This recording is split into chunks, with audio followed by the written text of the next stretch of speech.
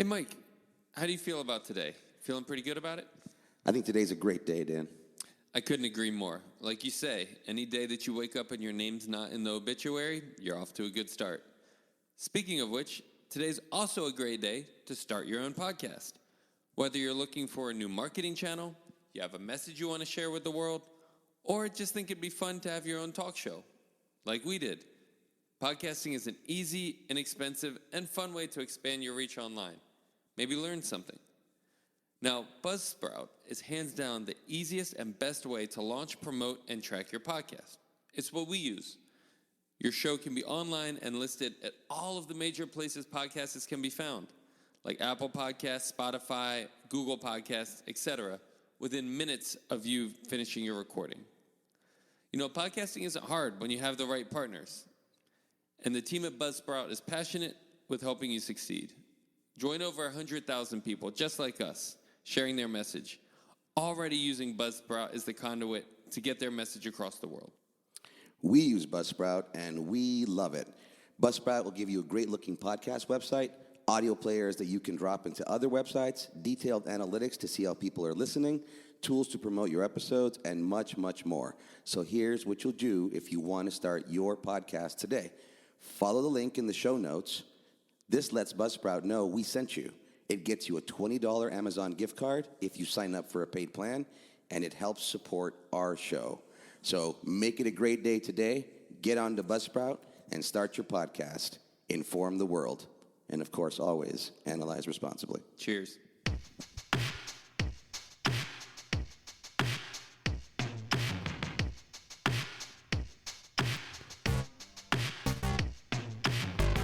Welcome to ABA on Tap, where our goal is to find the best recipe to brew the smoothest, coldest, and best tasting ABA around. I'm Dan Lowry with Mike Rubio, and join us on our journey as we look back into the ingredients to form the best concoction of ABA on tap. In this podcast, we will talk about the history of the ABA brew, how much to consume to achieve the optimum buzz while not getting too drunk, and the recommended pairings to bring to the table. So without further ado, sit back, relax, and always analyze responsibly.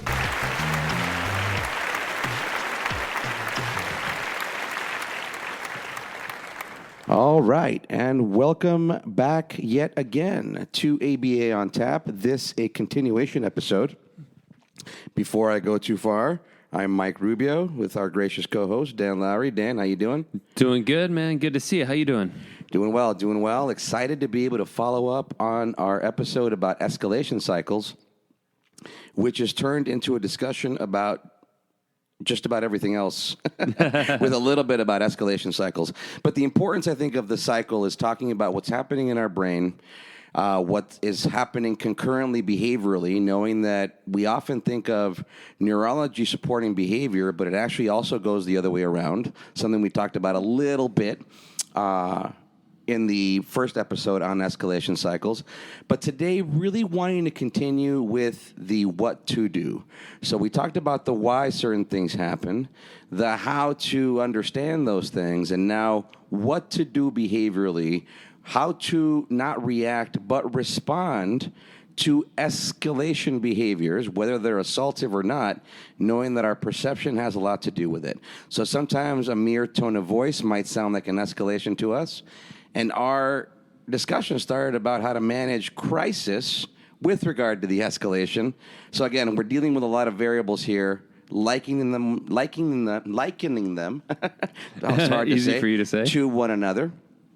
But also differentiating, knowing that not every undesired behavior, even a tantrum behavior, is necessarily an escalation from a physiological perspective. So what does that all mean? That's what we'll try to piece apart today.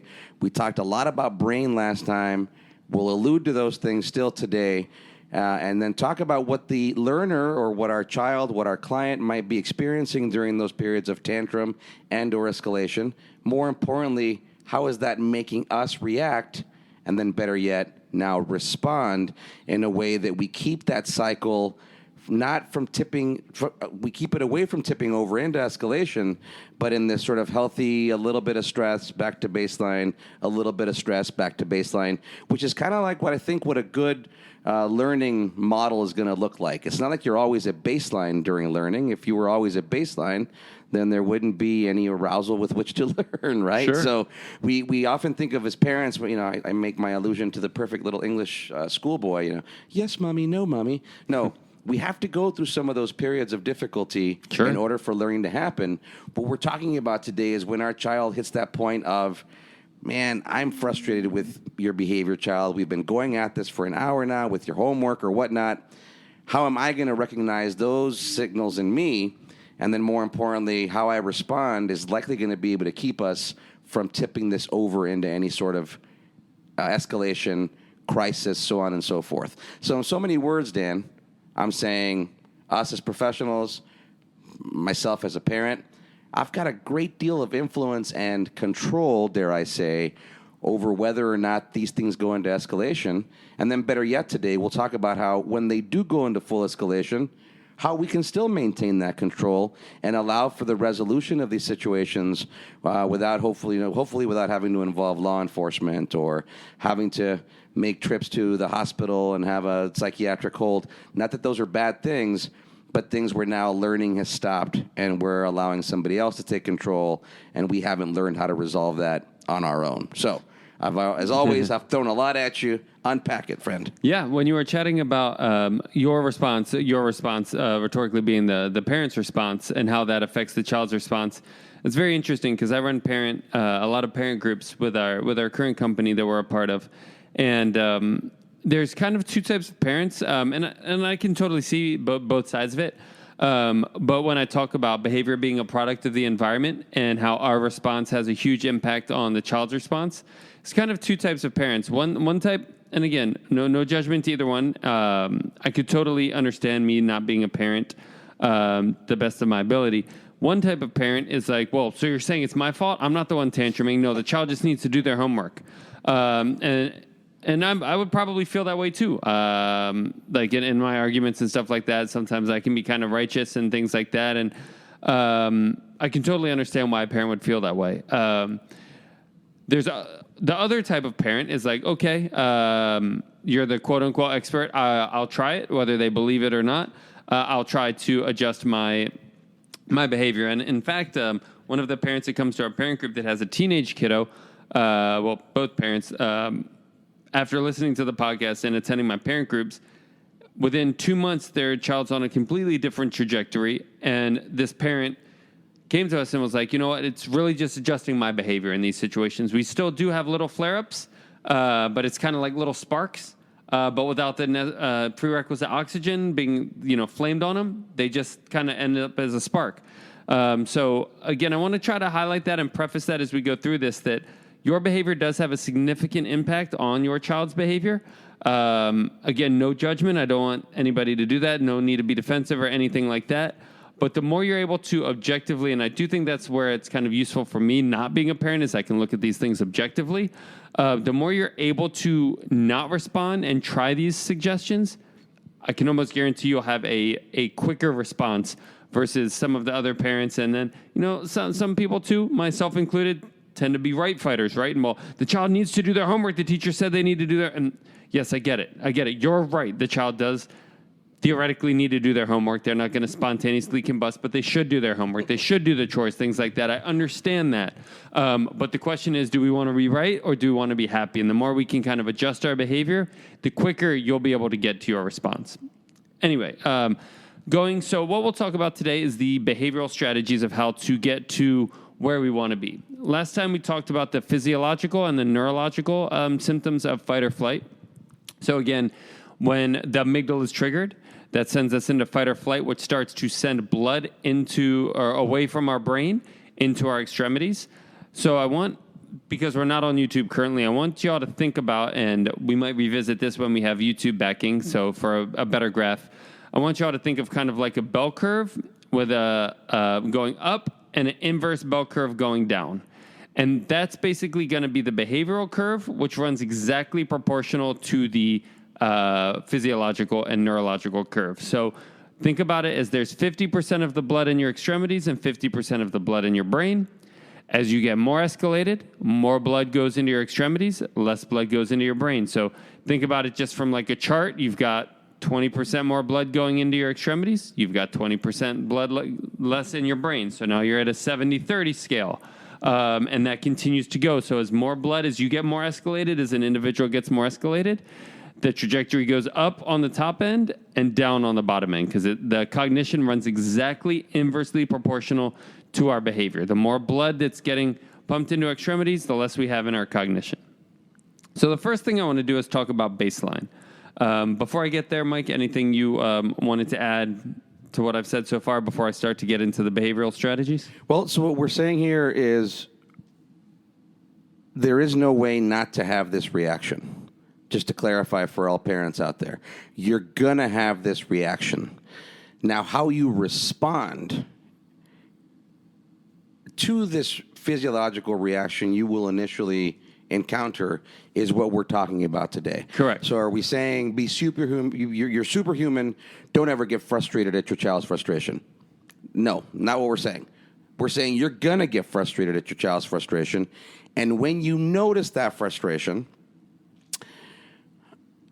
instead of letting your body do such and such, we're asking you to think of certain responses, or we're going to provide you with certain responses and knowledge so that you can respond in this way. So you're going to have this reaction. That much we can guarantee.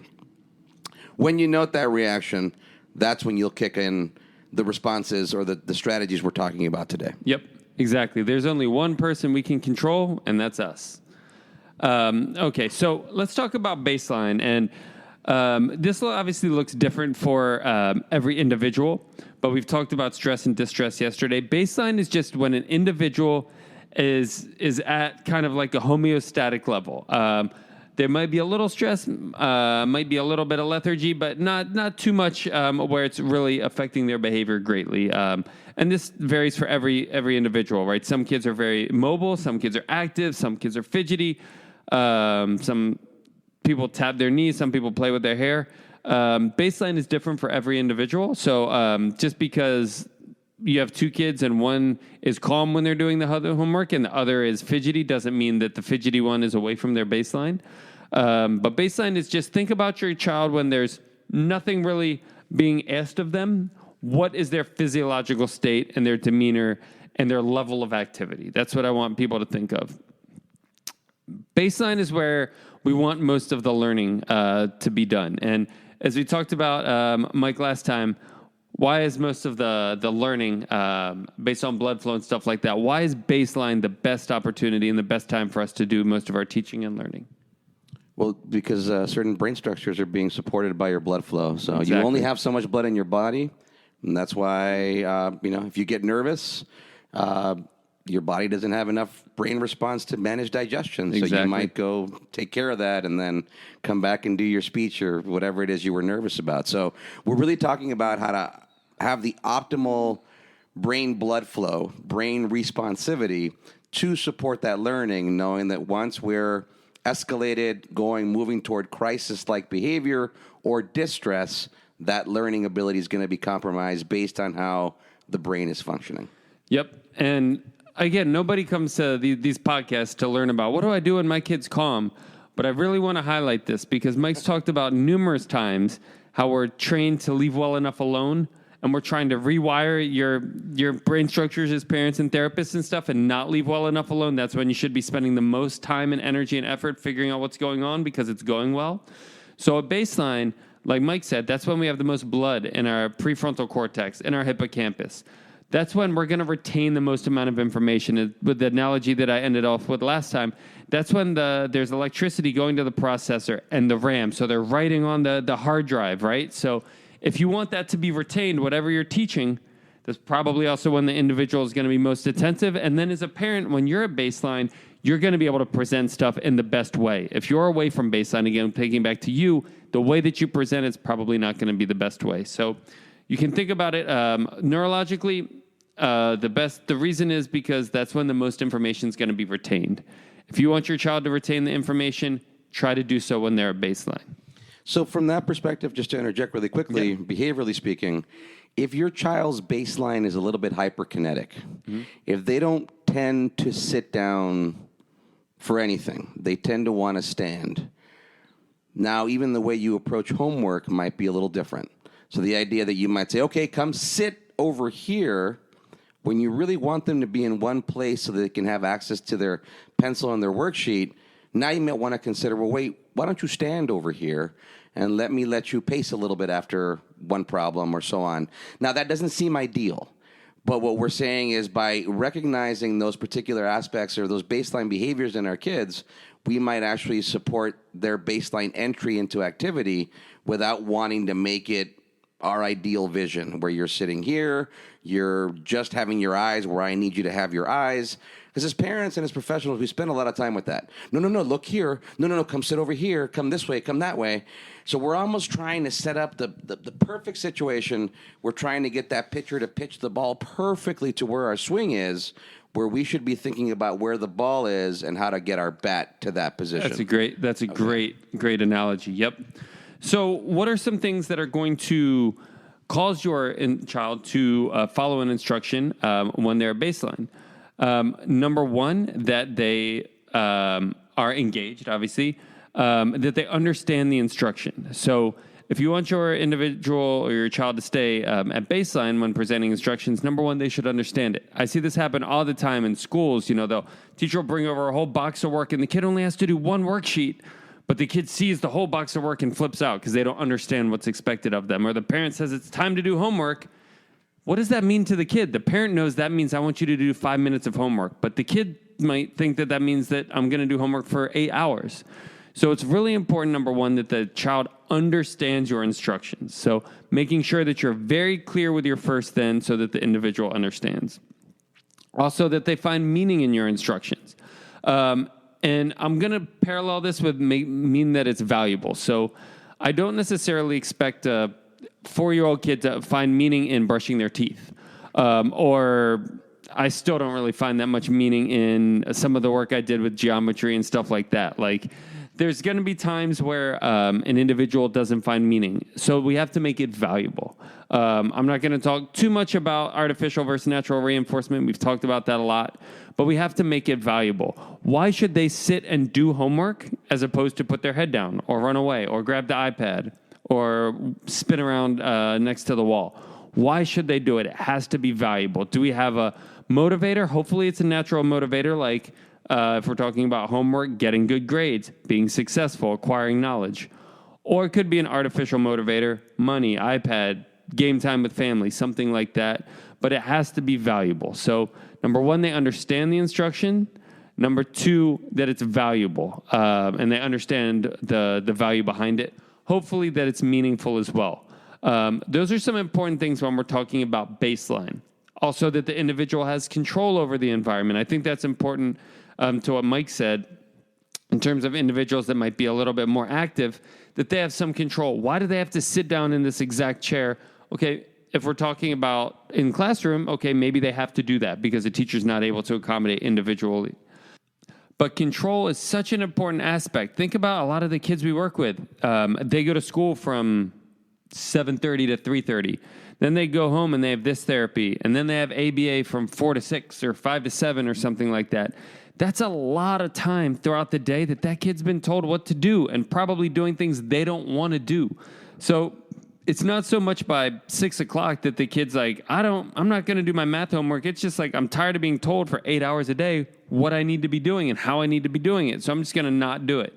So control is another important aspect with that, kind of making it valuable, making sure the individual has some autonomy, some authority, and some control over the situation. So instead of maybe sitting down to do the work, can we stand up? Do you want to sit in the spinny chair or the flat chair? Do you want to write your name on the paper? Do you want me to write your name on the paper? These are all empowerment things that will help that individual stay at baseline so that they continue to complete the work. And the last thing is just that it's fun.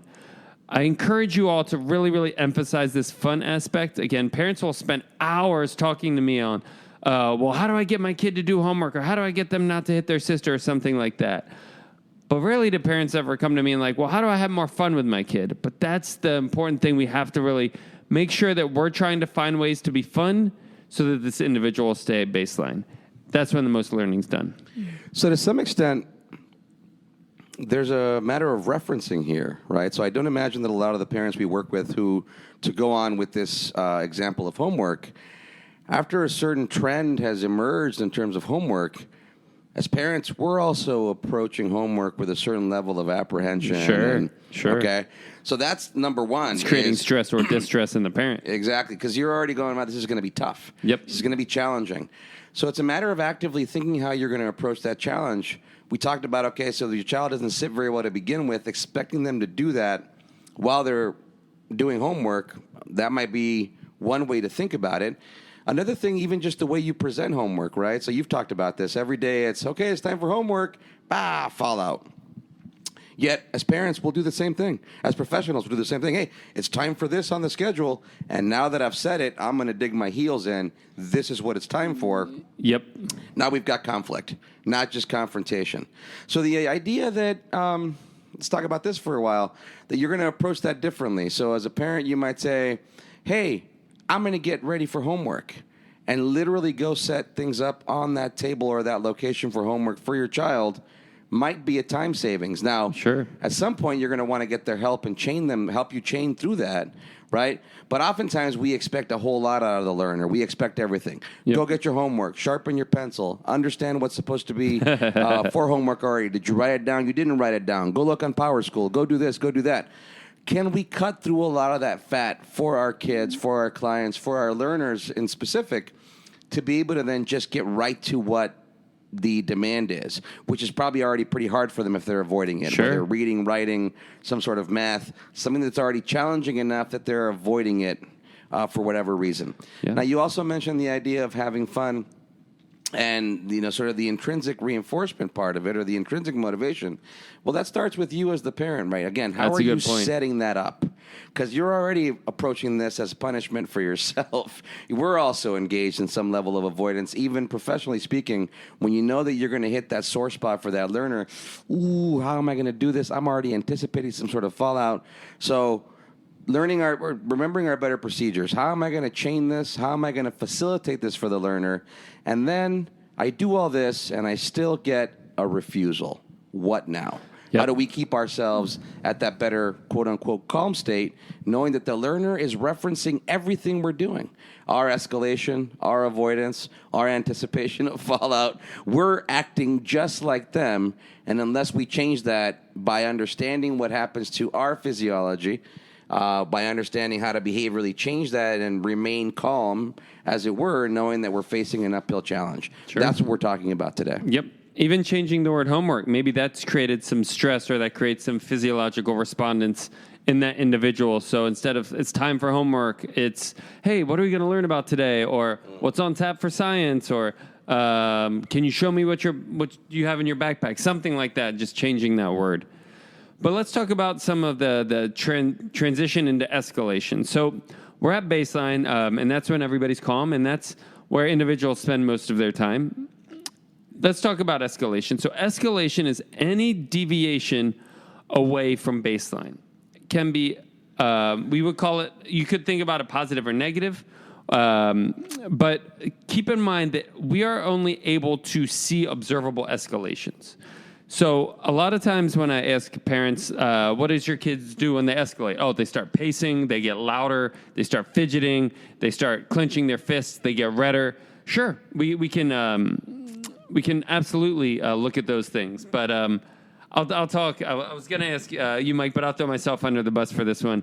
How do I know if my girlfriend's getting escalated with me? She gets quieter. So we're not as good as therapists and parents noticing that with our kids. Just because your child's not displaying overt behaviors does not mean that they're not escalated. So we have to look at any deviation away from baseline.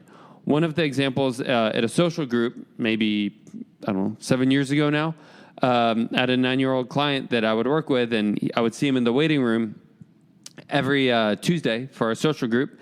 I would say, hi, so-and-so, and he would say hi back. And we'd have a little quick interaction. And one day I said hi, and he just kind of looked and went, He didn't yell at me. He didn't do anything. He just kind of looked away. And I made a mental note, okay, that's a deviation from baseline. Is that different than it was yesterday? And it was, and he ended up having a little bit of a difficult session. Fortunately, I was able to prepare the staff, so we were pretty adequately prepared for that.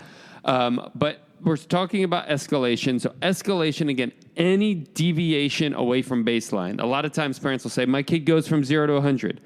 Your kid in 2 seconds. No, you just missed 0 to 60 when the kid wasn't fidgeting or anything like that. And you notice when they started to get fidgety. So any deviation away from baseline starts to be an escalation. And that starts with a triggering event. Now, that could be multiple things. That could be one thing. So a triggering event could be me coming up and saying, okay, all done iPad, or it's time to do homework, or let's go pick your sister up from the gym, something like that. That could be a triggering event. Oftentimes, you might not notice a triggering event. Your kid might have a triggering event at school and come home already all teed off because something happened at school. Or you might have a child who might be non-vocal, and you're just cooking dinner, and they're playing the puzzle or playing the game, and all of a sudden they start flipping out, and you didn't ask them to do anything, you didn't take anything away. So triggering events can be things that you actually observe. They can be things that you're not even aware of, but it's something in the environment that caused the behavior to occur. And I do want to highlight that based on setting events, triggering events can have different value. What I mean by that is maybe doing homework sometimes is not a triggering event for your kid, but maybe they had a rough day at school and they're a little bit tired and they're hungry and the girl that they wanted to ask out on a date, somebody else did or something like that. So they're coming home in what we could refer to as a bad mood, and then we say it's time to do homework. So it's kind of like putting quarters in a bucket, and eventually the bucket gets full, or putting drops of water in a bucket, and eventually the bucket gets full and tips over. So a triggering event can be one specific thing, or it can be the accumulation of multiple things that basically lead to the individual to start to escalate, that set off that amygdala. So that's the triggering event. Think about it neurologically as, okay, that's whatever it is that set off the amygdala. Now there's the fire alarm going off. Now how do we deal with it? Before I talk about how to deal with it, anything you wanted to add with the triggering event there, Mike? So oftentimes, and we might get to this later, in those moments, we will break into some level of soothing. Everybody has their favorite phrases. It's okay. It's okay. Right. Well, clearly, if you're upset and somebody tells you it's okay, then it's going to be okay. Yeah. Right. And that's sort of my point in saying that is we're going to talk a little bit about how to move away from those things if possible, knowing that we all tend to do them. They're all well-intended, but they could be a little bit dismissive in that moment when you don't know what the triggering event was. Somebody is clearly escalating, and now we're saying, oh, it's okay. It's okay. Don't worry. It's okay, which is an interesting point of perspective because, well, for me, it's okay. I don't know what's making you angry, but for you, clearly, it's not okay. And so what else can we say in those moments? How else can we respond in those moments? And maybe, again, we'll get to that a little bit later. But I think that's a really important part here in realizing perspective. Oftentimes, especially in trying to soothe, quell, resolve undesired behavior, when we were talking about compassionate care last time, about empathy, about sympathy, this is the time to enact that. To realize that I may not know what's going on. I don't like what my child is doing, but it's not okay for them right now. What do I do next? So maybe we'll table that, go on with what the other stuff you were going to talk about. Yeah, that it's okay. I agree. We'll talk about some better things to say, although I would probably contend that saying it's okay is better than the more demonstrative, well, you need to do your homework, or the blanket extinction, or so. There is a level of compassion with that and level of helpfulness, but maybe we can keep the same idea, but just change the delivery a little bit. The next thing I'll talk about really quickly, and then we'll help you, we'll get you to move us along, is the idea of time, right? So in that notion, you've asked a question, now your child's withdrawing or the client's withdrawing, and it might be our tendency to then insist on an answer. What we're saying here is, maybe it's cool to sit back a little bit. Maybe you're going to be waiting 7 to 10 seconds in between responses or in between you asking the question again in an effort to not escalate or be part of the escalation cycle. All right. So keep in mind the triggering event. So the amygdala has just been triggered. So the water's starting to get a little bit heavier here, but it's not impossible to stop. So what do we do during a triggering event? Well, you got to kind of put your Sherlock Holmes hat on as a parent, number one, and figure out what the triggering event was. Now, if you have an older kid or a more vocal kid, maybe they're going to say, oh, so-and-so was mean at school or something like that. Cool. Now I know what the triggering event was. Or maybe it's obvious. You asked your kid to get off the iPad, or you told him it's time to do homework or something like that. Maybe you know what the triggering event is. Cool. Otherwise, we got to try to put our Sherlock Holmes hat on and figure out what the triggering event is. Now, like Mike said, with the respective time, we want to try to figure it out. If not, then we can still deal with it accordingly. We'll deal with the behaviors, even if we don't know what the triggering event is. Again, maybe your kid was playing a puzzle, and 2 seconds later they're tantruming, and you have no idea why. But the first thing is we want to try to figure out why. If we know why, so we'll go down that branch. If we can figure out why, number one, acknowledge the individual's feeling and frustration. So important. So often, the parent will say, it's time to do homework. And they go, I don't want to do homework. I hate math. Math's hard. And then the parent goes into lecture mode. You need to do homework. How many times do we need to argue? I don't know why we argue about this every night. You need to do homework. You never get out of it. Do you want to work at McDonald's or whatever? They go down this whole lecture, you language. We want to get rid of that. More I language and more understanding, more empathy. I understand you don't want to do homework. Maybe I didn't want to do homework when I was a kid. How do we get through this together? Again, a collaborative and compassionate response. Again, I'm not saying you have to say what they're doing is right or the way they're going about it is right, but some sort of acknowledgement. It's the difference between, a lot of times I use the example, and poor Mike has to hear these examples ad nauseum throughout my parent groups, but asking my girlfriend to get milk. This was like 8 years ago or something like that. Well, sorry, she asked me to get milk, so I went and got milk, and I got 2% milk because that's what I thought people drank. Apparently, she wanted lactose-free milk. Wrong is right. Apparently, she wanted lactose-free milk. I didn't even know that existed. I thought milk had lactose. But nonetheless, I came home with my 2% milk. She looked at me and was like, that's not the milk I wanted. Don't you know what milk I drink? And now we're kind of on the defensive, right? Now I'm like, well, you didn't tell me. And now she's like, well, it's right here in the fridge. And now we're both kind of dug in, picking on each other's sides, trying to defend our actions.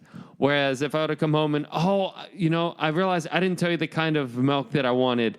How do we figure this out? I would have been much more responsive. And again, notice how it's our behaviors.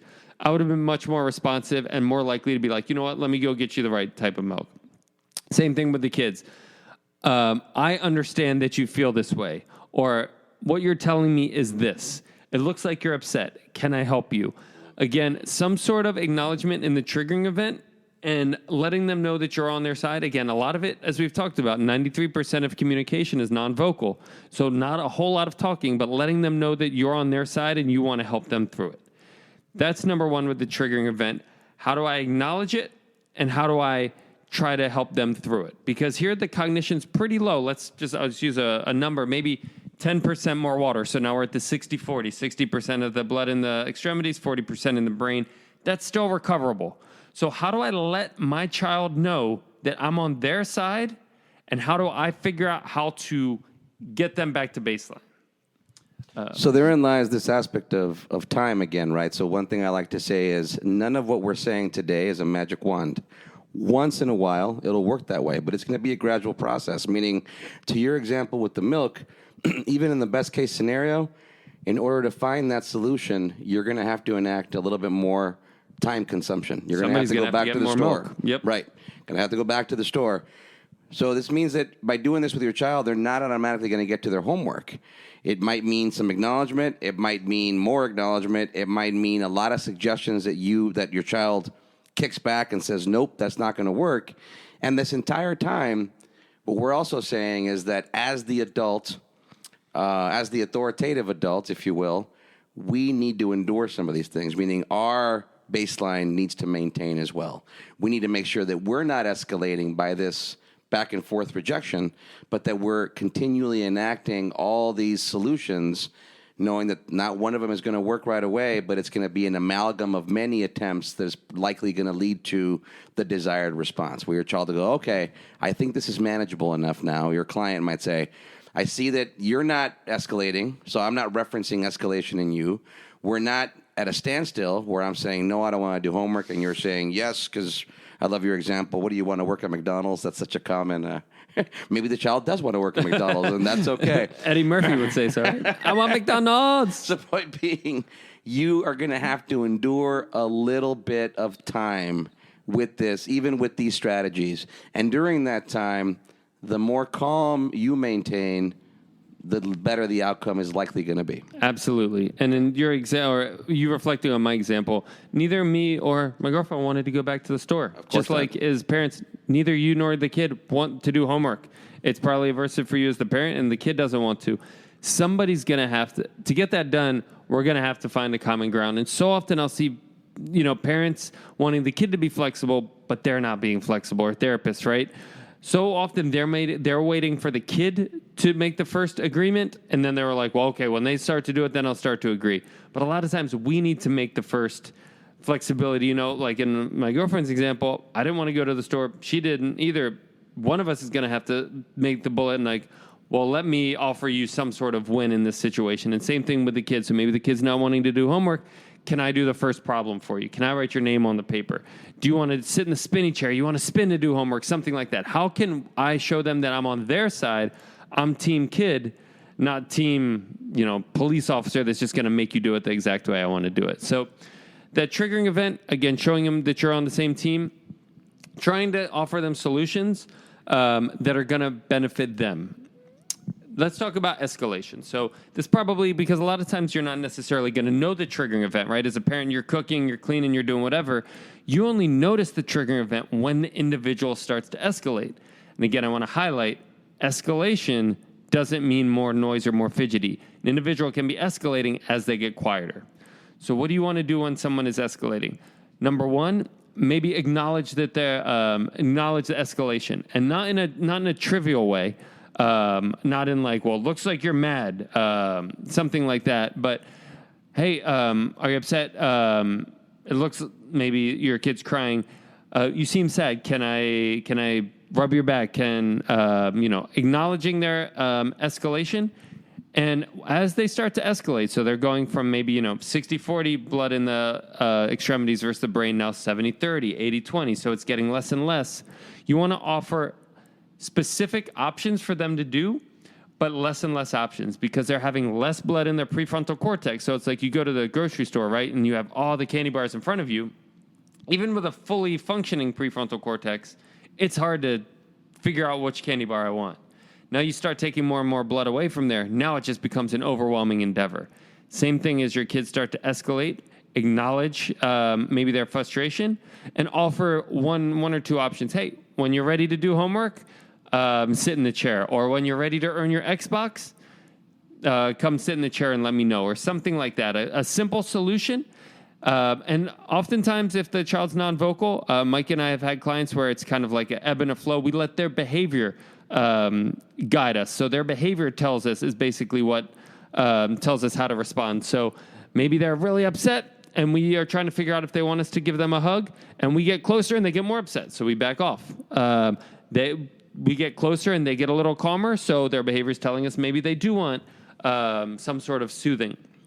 So in this situation, as an individual gets upset, continuing to acknowledge a couple of times, but not ad nauseum, once or twice, then reducing verbals, because there's an increase in energy in the environment. The last thing we want to do is add energy to an already too energetic environment. So they're getting escalated. We're taking a step back. We're offering specific options and kind of letting them guide from there. And in that case, again, going back to my premise on time, knowing that as a parent, as professionals, we want this to resolve quickly. But it's probably not very likely that it's going to resolve quickly. It's going to resolve when it's going to resolve. When that motivating operation hits the point for the learner, the client, and they say, okay, this person's responding in this way, this person's offering this level of help, I feel like I can tackle this task at this point, which means to your example of offering options and fewer or less being more in this case, so the fewer options, the better, it doesn't mean the learner or the client's going to take one of those options right away. You might have to put them out there and let it sit in silence for a little bit and see what they do next. So you're almost monitoring to make sure, obviously always trying to make sure everybody's staying safe. But in that situation, if the learner's to break the pencil, tear their sheet, throw their chair down, that's not an excuse for us to now escalate our behavior. In fact, that's one of those points where we might have to endure, despite our better reflex, to redirect that behavior verbally, because now we're adding energy. So I really want to highlight this, because in what we're talking about today, and I like to reference the endurance test. What we do as parents, as professionals, through the gradual learning process takes a lot of endurance. Now, while that might seem like you're losing the battle because the child is still emitting that undesired behavior, if you're enduring some of this time, it means you're taking time to plan your response. Yep. It also means you're not reacting.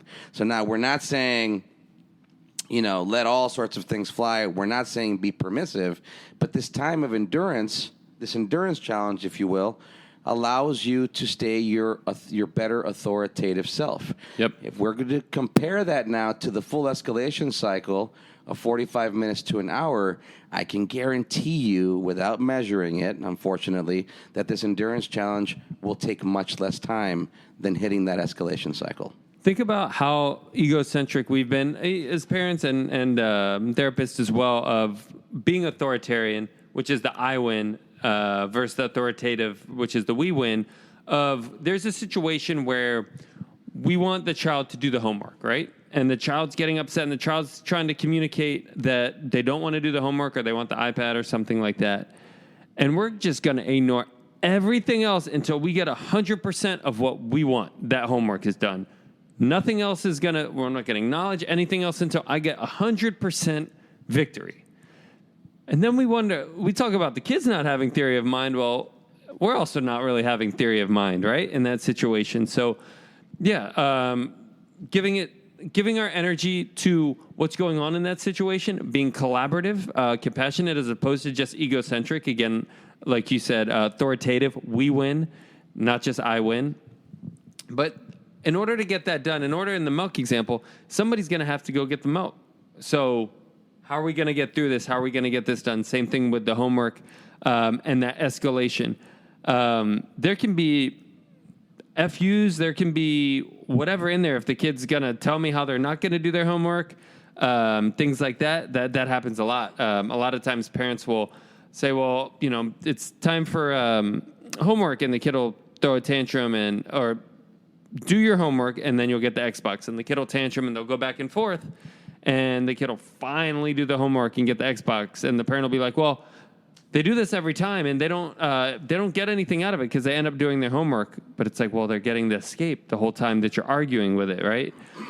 So always trying to have your eyes on the prize there, and not getting caught up in the nuance, right? Not getting caught up in the kid's like, well, this isn't fair, or my friends don't have to do the homework, and then now we're getting caught up in that argument. I think you shared an example with your daughter about kind of the analogy of like the tantrum being kind of like the fire alarm. And until we get this fire alarm put off, and let me pass it to you so you can not butcher like I just did, we can go back and forth as much as we want. But until someone turns the smoke detector off or this fire alarm off, it's not going to magically turn off. So figuring out kind of what your end game is, and not losing sight of that, because all of that middle stuff, all of those kids' behaviors that really, really upset you, right? Parents will say, my kid knows the exact one thing to escalate me. Well, that's because you allowed to, because your eyes are getting off of the prize there. So I don't know if you have that analogy handle. Yeah, handy, no, there's a lot to unpack here. Let me see if I can do it. So to the example of the smoke alarm in the kitchen, I guess one simple way to describe that is it doesn't matter how hard or frantically or frustratedly I fan in front of that smoke alarm. That smoke alarm isn't going to stop ringing until that sensor has been quelled, right? So it doesn't matter if I'm really upset and fanning in front of the smoke alarm, upset. I just need to do it efficiently and effectively for it to stop, right? And that's the reason I use that is that those smoke alarm, that sound, just like the sound of our child protesting or crying, almost has, I would say it has a very similar effect on our central nervous system. So it really teaches us about being able to stay calm in the light of the alarm ringing, right? Which is, I think, what the reason I like to use that example. I think it hits home. Hopefully I made sense of it there. Now, I like what you said. I never really thought about it this way. when we talk about escape behaviors, right, you're talking about, so they do the same thing every time, and they fight me on it, then they finish the homework, then they get the Xbox. So the escape doesn't necessarily lie in the child's response. It lies in your engagement to that behavior and in prolonging the time with which it takes for them to get to their homework. Child can't argue with itself. So if you subtract that argument, then again, you're saving time. Now, what would you say to a very reasonable response? And again, we talked about this quandary last episode, which is parents feel a little bit like pushovers in that moment, right? And this is why we're describing this, because yes, you will feel like a pushover. I know that as a professional. I know that as a parent. Your child is emitting all this undesired behavior, and you're sitting there seeming a little bit meek and unresponsive to some extent. But that's what we're saying is therein lies the endurance challenge. Don't be caught up in the misperception that by raising your voice because it's worked a couple times, that's the answer. In fact, by raising your voice in the light of that rising crisis, you're matching that energy. You're probably adding to the escalation.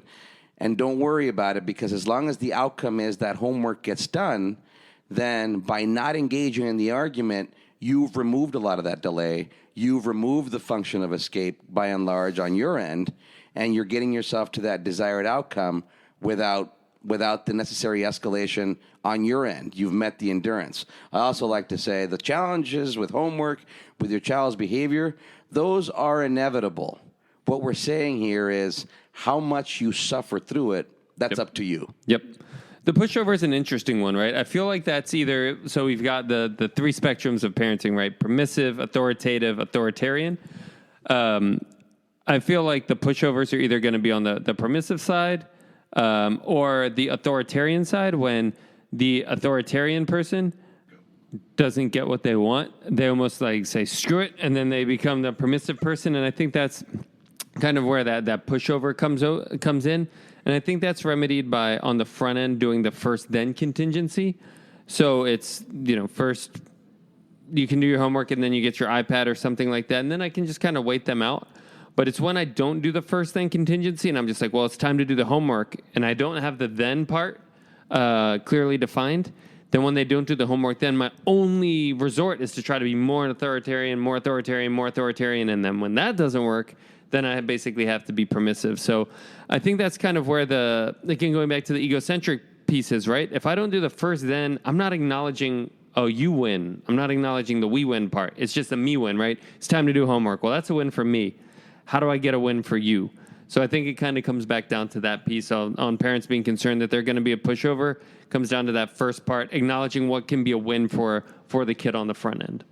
So in essence, it doesn't necessarily matter. Well, let me not say it that way. It doesn't matter so much a lot of the undesired behavior we might have to endure to get to the desired outcome.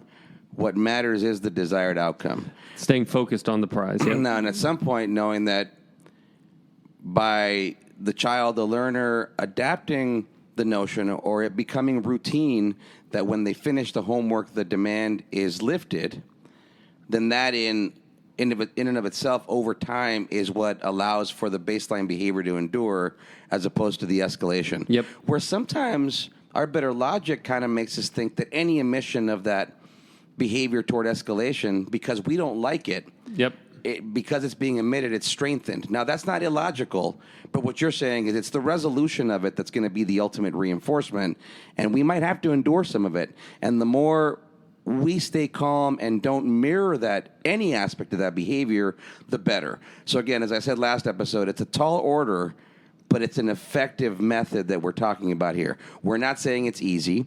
We're not saying it feels natural at first. In fact, it's not. It's reflexive to bark back at your child when they're barking at you, but that's why we're talking about all this information in terms of what's happening in your brain and their brain. Furthermore, if we're talking about a child that's facing some developmental delays and some challenges therein, how much more impactful that can be toward the escalation cycle. And again, as our better adults, our better logical selves, this is why this plan is being put forth, to keep our calm, to be able to model the better behavior, and more importantly, to get to the desired outcome with less energy being expelled, so to speak, or less of that escalation energy being expelled, because our kids are watching, they're referencing, and a lot of that might be contributing to the very escape we think we're avoiding Sure. by engaging with them. Sure. Okay. Comes back to rhetorically, a you, right, the parent, and their response to the situation. Because the kid's going to do what they're going to do. They're going to say, I don't want to do homework or whatever. Now, how do we respond to that? Is either going to fan that flame out and quell it, or is going to give it oxygen, and now we got a big fire that we got to deal with, and we have to put out that fire before we can even get back to what we were trying to do. So you might have identified your reinforcement at the beginning.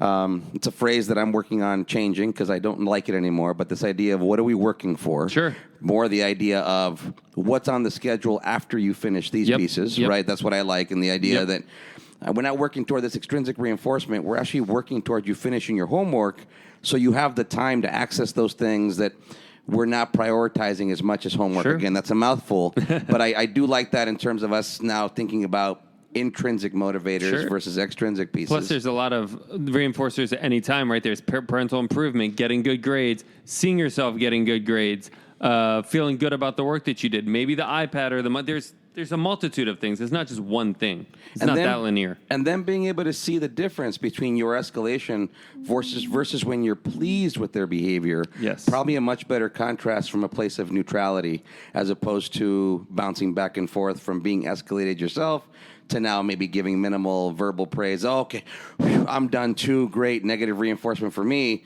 Now I'm going to leave because we're done with the homework and you get to be with the Xbox. But I actually lent you a whole lot of undesired attention before this. Sure. So we're really talking about a savings, and it's all hinging on, as adults, as parents, as professionals, making sure that we're maintaining our baseline in the face of the fire. Yep, not getting caught up in the minutia, right? You're wanting the kid to do something. They're throwing a whole bunch, it's like a football play, right? That all the offensive linemen go in one direction, but they're really going to throw it in the other direction. And if you follow all them and get all caught up, then they got you. Same thing with, the kids not getting caught up in all the minutia and all that stuff, staying kind of focused on what the goal is and not being disrespectful, not being dismissive, again, acknowledging. This is something also that I mentioned to parents, especially during the triggering event, as cognition becomes less and less. That's when the informative function, you want to give less and less informative function. I am a huge advocate of informative function when individuals are baseline and they have the processing speed and the RAM to process it. But so often, again, when individuals start to escalate, that's when they have all the questions. Well, why do I have to do it? I'm not going to do this, and I don't need to know math. My friends don't need to know math. All these questions, and they're not really looking for answers. They're looking for diversion from whatever you're trying to get them to do. So kind of staying focused, and a lot of times I'll tell parents, hey, if your kids have a lot of those kind of diversionary tactics, tell them to write it down and say, hey, you know what? I don't want to talk about it right now, but if you want to write it down, I'm happy to talk about it later. Number one, that gives them the ability to write it down if it legitimately is important, which 9 times out of 10 it's not. They don't want to write it down. They just want to get you diverted. But it's not dismissing. It's not going to say that's not important. Hey, if that's important, let's write it down, but now's not the time to talk about it. And then offering them later in the day or whatever, hey, you were upset earlier mentioning some things. Do you want to talk about those when they have time for baseline? But again, that triggering event, oftentimes the escalation, less is going to be more. When my girlfriend's upset with me, and more of the reduction of baseline than the excessive behaviors, I, maybe being a guy, I don't know, I want to fix things right away, right? And a lot of times she just wants time to process or whatever. Same thing with your kids. If your kids could process, they wouldn't be throwing these tantrums. But, they're struggling with processing. Maybe my girlfriend doesn't want to address it at this time. And the more that I try to intervene, the quicker I try to get that out of her, it's actually going to be counterproductive.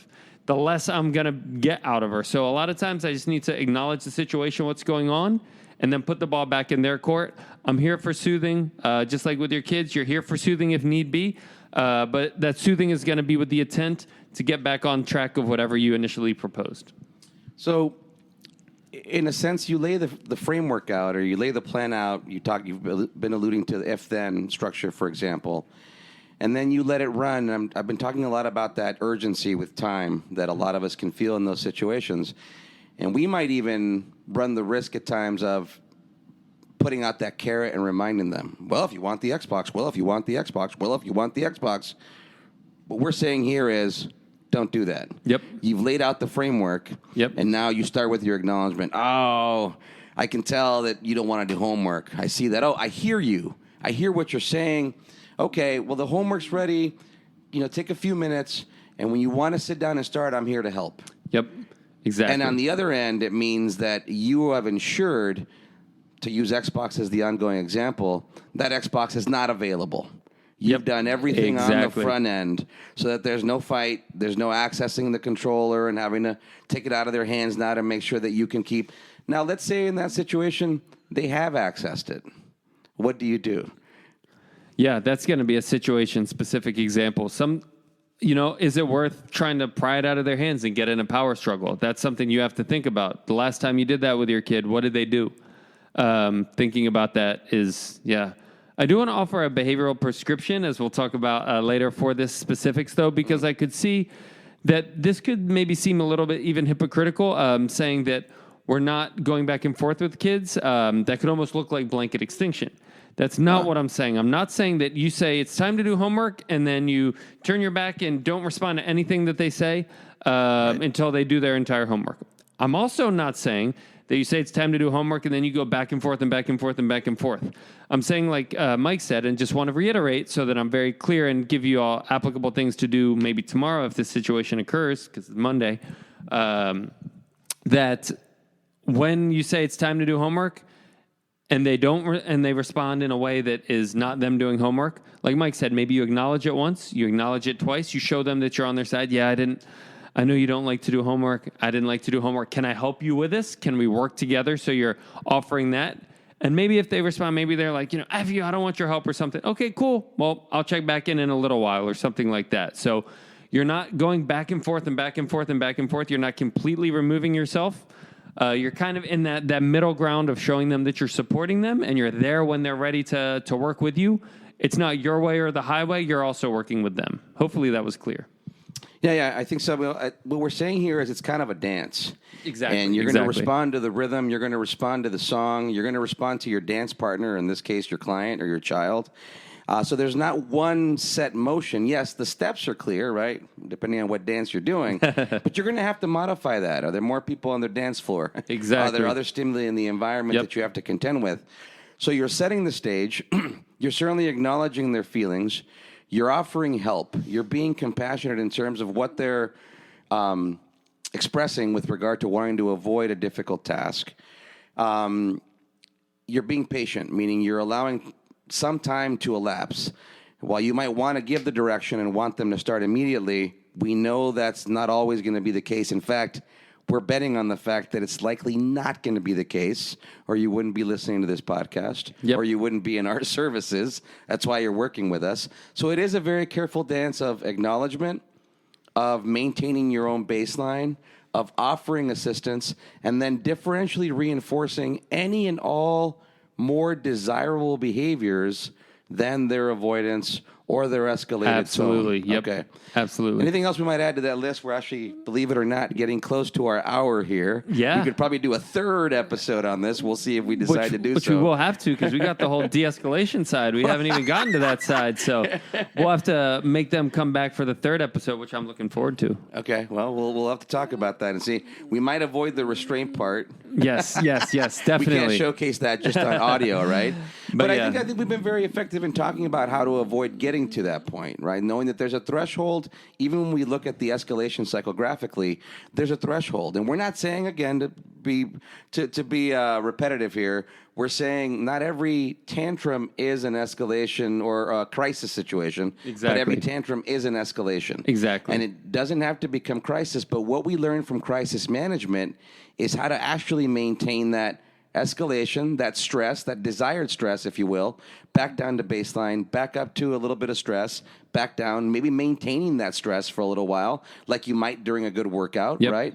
You can actually derive some level of focus from a slight escalation that's maintained, but never tipping over into that crisis. Exactly. Crisis now not necessarily meaning assaultive, but meaning your child has now stepped away, run outside, moved completely away from where the homework is, and now you've got a bigger challenge to contend with. Yep. So fighting the smaller battles, the smaller flare-ups, making sure your child you're acknowledging their feelings, you're offering them every bit of assistance, you're differentiating, you're reinforcing anything that's desirable toward that task or that demand that's at hand, and doing that dance, knowing that might feel a little busy, that might feel a little bit permissive at times as a parent, but at the end, if the job gets done, therein lies the reinforcement. Exactly. Like in the flood example, is there a door over here I can kind of open up to let a little water out before it just completely blows down the entire dam, and now we have to reconstruct this whole situation. So I guess in conclusion here, 3 things maybe to think about during the escalation phase. Number 1, less is more.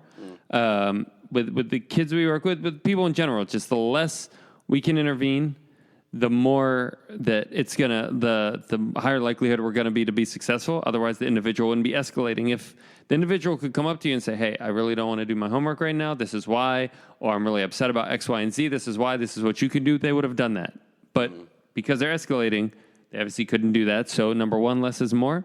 Number 2, keeping your eyes on the prize, and what I mean by that is whatever you're focused on.